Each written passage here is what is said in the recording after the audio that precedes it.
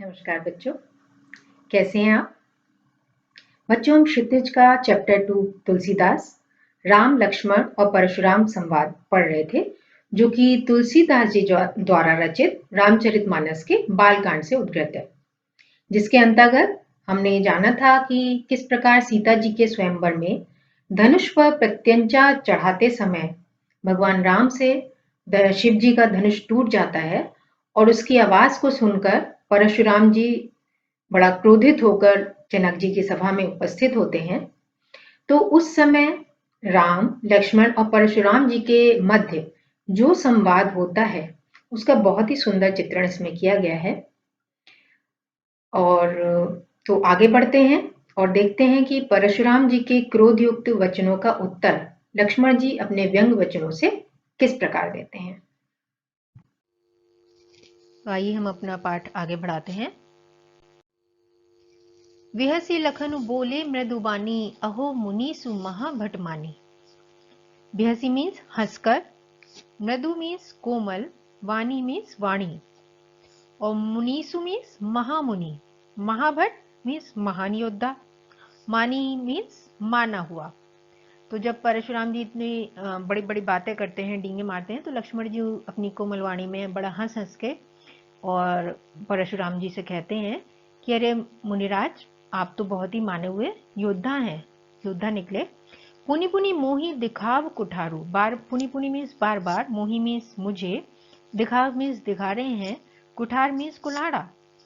चहत उड़ावन फूंकी पहाड़ू, चहत मीन्स चाहते हैं, उड़ावन मीन्स उड़ाना, पहाड़ू मीन्स पहाड़, फूंकी मीन्स फूंक से। बार बार जो आप मुझे ये अपना कुल्हाड़ा दिखा रहे हैं, तो ऐसा लगता है मानो फूंक से ही पहाड़ को उड़ाना चाहते हैं। यहाँ कुम्हड़ बतिया को नाही, जे तरजनी देख मर जाही। यहाँ मीन्स यहाँ, कुम्हड़ बतिया कहते हैं कुम्हड़े का फल, कच्चा फल या छुई मुई का पौधा। को नाही मीन्स कोई नहीं है, जे तर्जनी, जो तर्जनी मीन्स कहते हैं जो अंगूठे के पास वाली उंगली होती है, सबसे पहली वाली, वो तर्जनी कहलाती है। देख ही मर जाही, जो तर्जनी देखकर मर जाए मीन्स मुरझा जाए। ऐसे कहा जाता है कि जो छुई मुई का पौधा होता है, वो उसकी तरफ अगर उंगली दिखा दी जाए तो वो एकदम से मुरझा जाता है।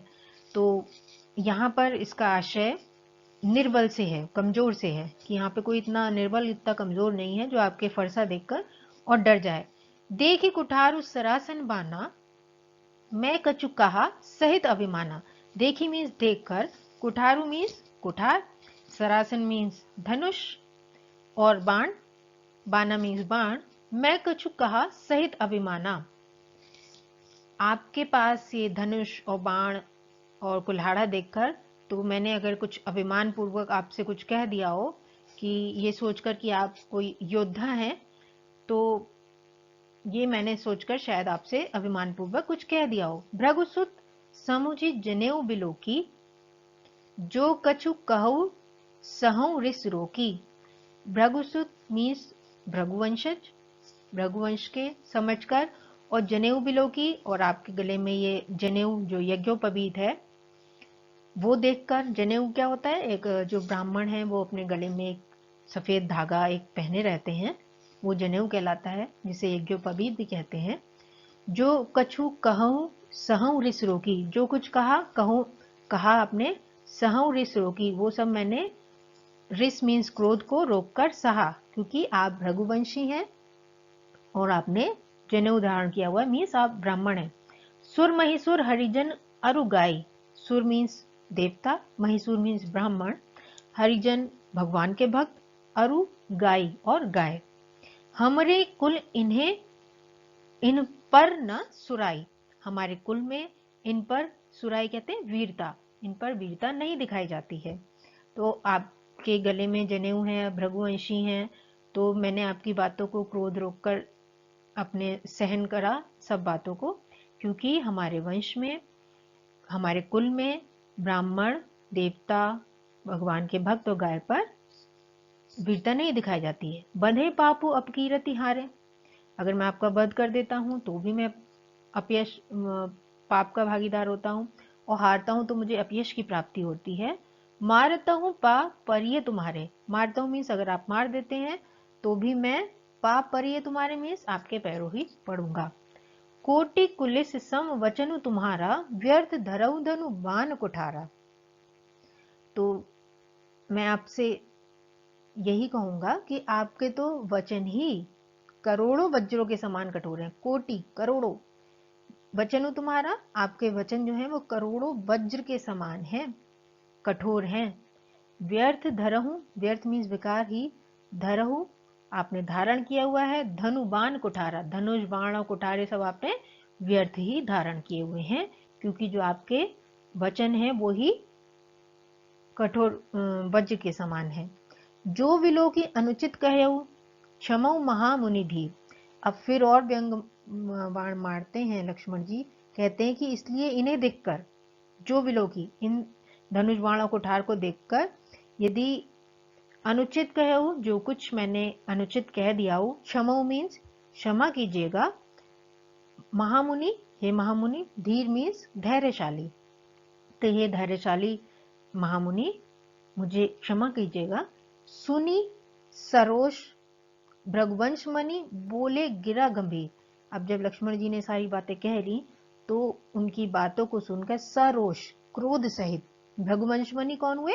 परशुराम जी, भृगुवंशज, भरत वंश के रत्न परशुराम जी। गिरा मीन्स वाणी, गंभीर मीन्स बहुत ही गंभीर वाणी में बोले। क्या बोलते हैं उससे पहले हम इसके अर्थ को और अच्छी प्रकार से समझ लें। लक्ष्मण जी हंसकर कोमल वाणी से बोले, अहो मुनीश्वर, आप अपने आप को बड़ा भारी योद्धा समझते हैं, बार बार मुझे कुल्हाड़ी दिखाते हैं, ऐसा लगता है मानो फूंक से पहाड़ ही उड़ाना चाहते हैं। यहाँ कोई कुमड़े की बत्तियां, बहुत ही छोटा या कच्चा फल नहीं है जो तर्जनी, अंगूठे के जो पास वाली उंगली है, उसको देखते ही मर जाती हैं। कुठार और धनुष बाण देखकर ही मैंने कुछ अभिमान सहित कहा था। उन्होंने सोचा कि कोई योद्धा है, इसलिए मैंने आपसे ऐसा कह दिया। आप भृगुवंश मणि हैं और भृगुवंशी हैं ऐसा समझकर और यज्ञोपवीत को देखकर, तो जो कुछ आप कहते हैं उसे मैं क्रोध रोककर सह लेता हूँ। मतलब ये बातें मैंने देखी, इसलिए मैंने आपकी बातों को सहन कर लिया। देवता, ब्राह्मण, भगवान के भक्त और गो मीन्स गाय, इन पर हमारे कुल में वीरता नहीं दिखाई जाती है, क्योंकि इन्हें मारने से पाप लगता है और इनसे हार जाने पर अपकीर्ति होती है। इसलिए आप मारें तो भी मैं आपके पैर ही पढ़ूंगा, तो भी मुझे आपके चरणों में ही पढ़ना पड़ेगा, क्योंकि आप ब्राह्मण हैं। आपका एक एक वचन ही करोड़ों वज्रों के समान है। मतलब आपकी जो बातें हैं वो ही इतनी कठोर हैं कि आपको किसी भी अस्त्र शस्त्र की आवश्यकता नहीं है। धनुष, बाण और कुठार तो आप व्यर्थ ही धारण करते हैं। इन्हें देखकर मैंने अगर कुछ अनुचित कह दिया हो तो उसे हे धीर महामुनि क्षमा कीजिए।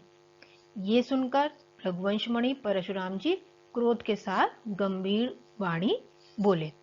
अब सारी बातें भी कहते जा रहे हैं और व्यंग भी मारते जा रहे हैं।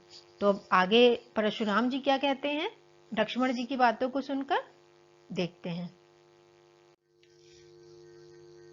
तो परशुराम जी आगे कहते हैं, कौशिक सुनहु मंदु यहु बालक, कुटिल कालवस निज कुल घालकु।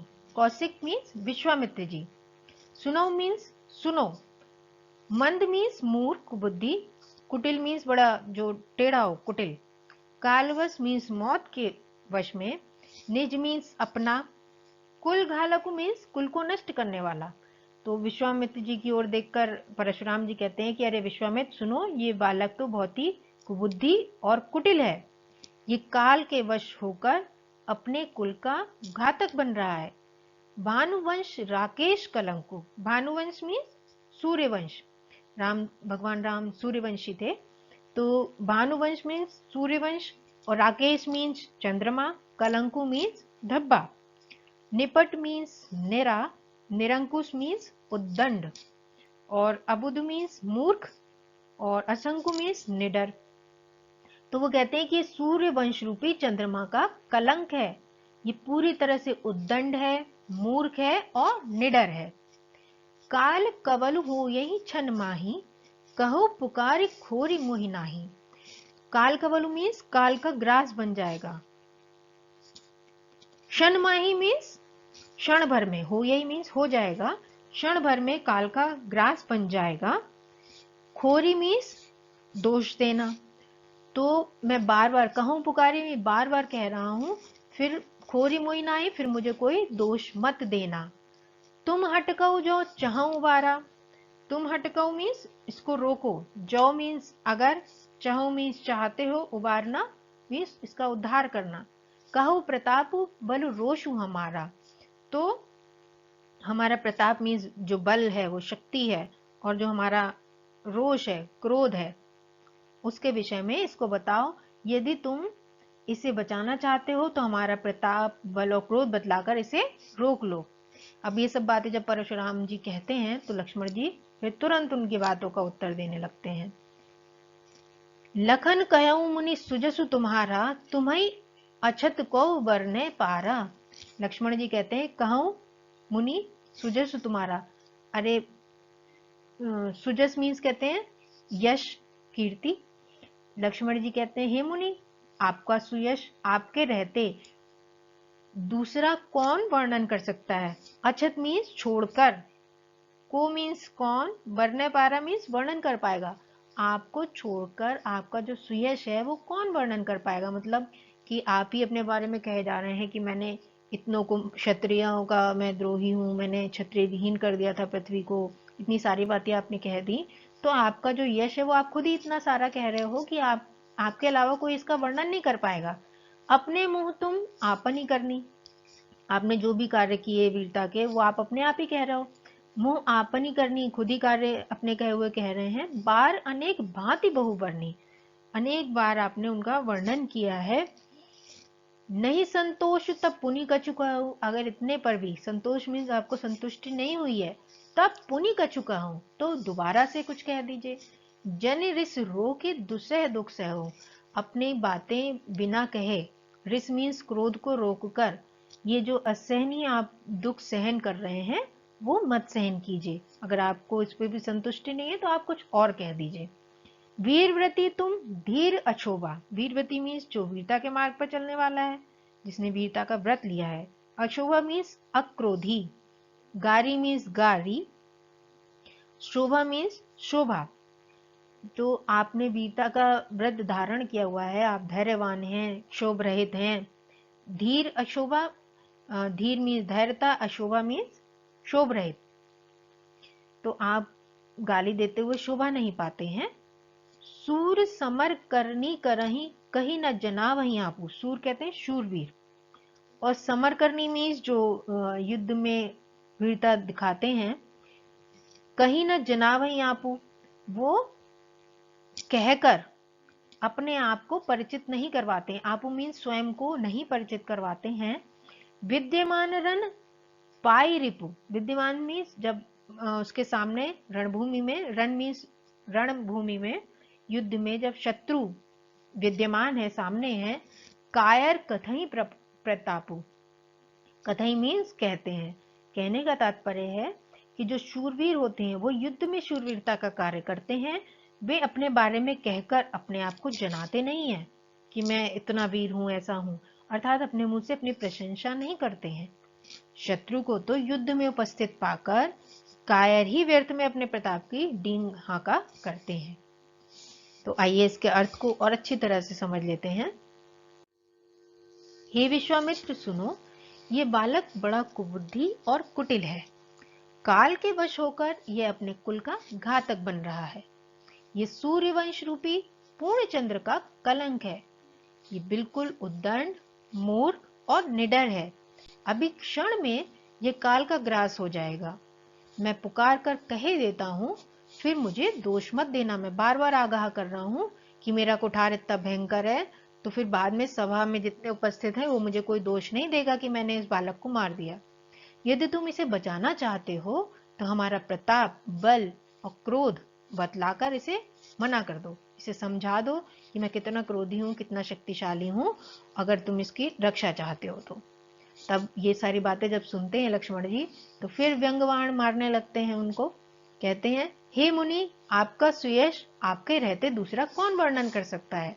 अर्थात आपने अपने वीरता का इतना सारा बखान कर दिया है, तो आपका सुयश विश्वामित्र जी को कहने की आवश्यकता ही क्या है।